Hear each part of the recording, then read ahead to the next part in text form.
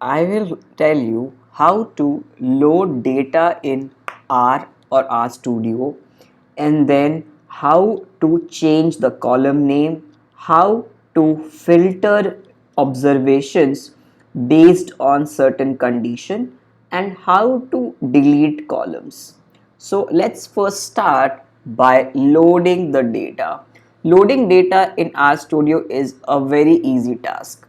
Now, if you already have downloaded a CSV file or an Excel file, just click on the import dataset button over here. After you select the dataset, the CSV file, you need to make a few adjustments. If your data file or rather the CSV file has a heading for all the columns, you have to put a yes, because if you don't do a yes, you can see it over here in the data frame box over here, that if you put a yes, you can see that there's a name row which is in bold: client name, attrition flag, customer age, gender, dependent count, education level, and so on.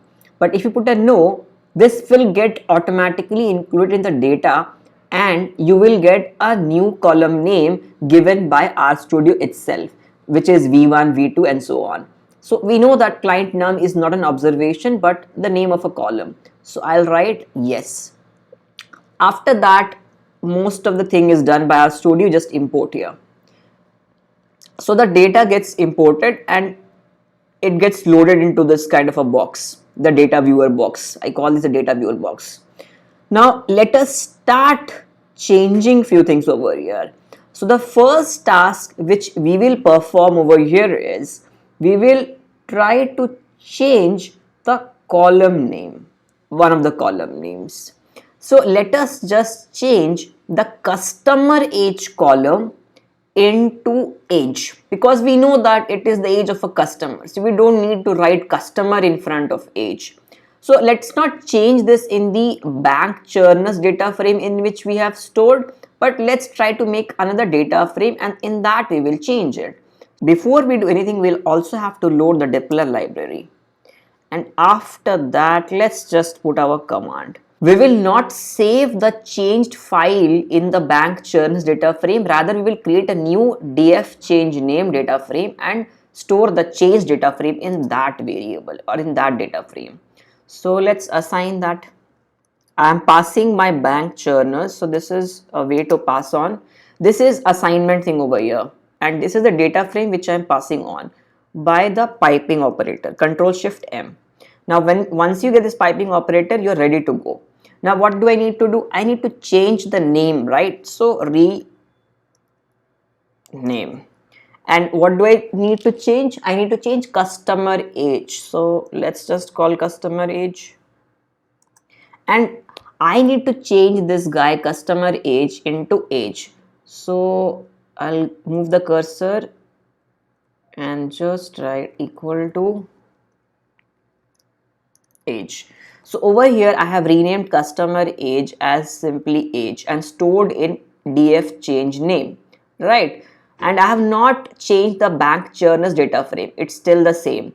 So let's just put an enter, right? So now once we put enter, we can check whether our bank churners has changed or not. So let's click on bank churners. You can see the bank churners is still customer age, but we have stored in df change name.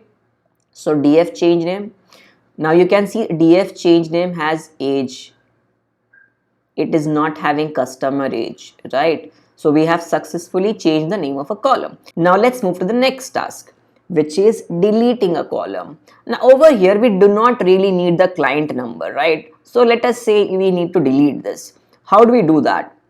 Let's just use another thing over here.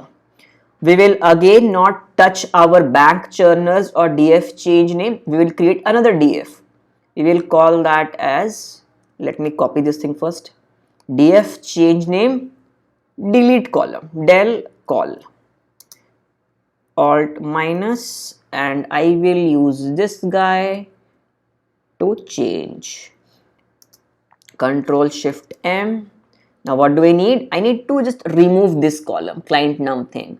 So put a select and put a minus and put a client num, and here you have. So now the name of our data frame is df change named call. You can check it from here in the environment tab. Let's just click this. Now that's gone. Our this guy client num is gone. As you can see, the attrition flag has become the first column. So this task is also completed. Let's move to the next task. The next task which we need to perform is filtering. Now, what do I mean by filtering? Let's first explore that idea. Now, let us suppose I am only concerned with people who are of a specific age. Let us suppose 45. And I want a data frame which contains only the observations of people who are of age 45. So I will try to filter the data frame based on this column and specifically the observations having 45 age. So let's just do that. So again, I will not touch these data frames. I will make another data frame. So I will take this guy, Control C, Control V, and I'll write filter. Alt minus, then again I'll use this guy, Control C, Control V, Control Shift M, and now I need to call filter.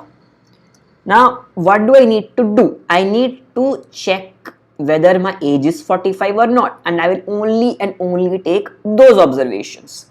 So I'll write age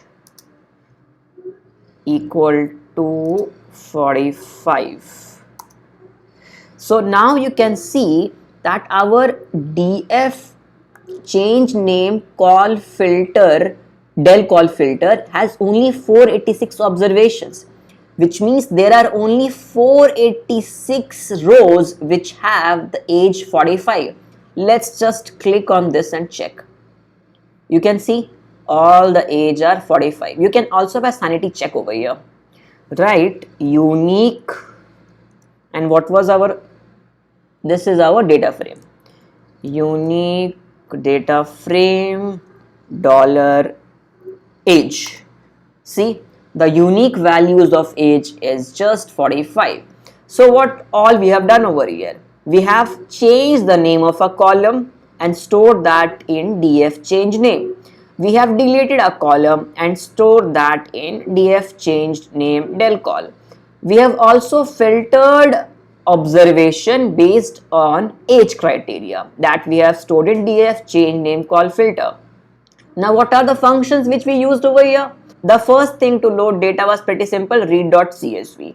Now this you can get it from UI feature also using this import dataset thing. And the next thing which we did was we called library deployer, then we renamed using rename function. We selected out the client num, rather we deleted the client num column. We filtered based on age criteria.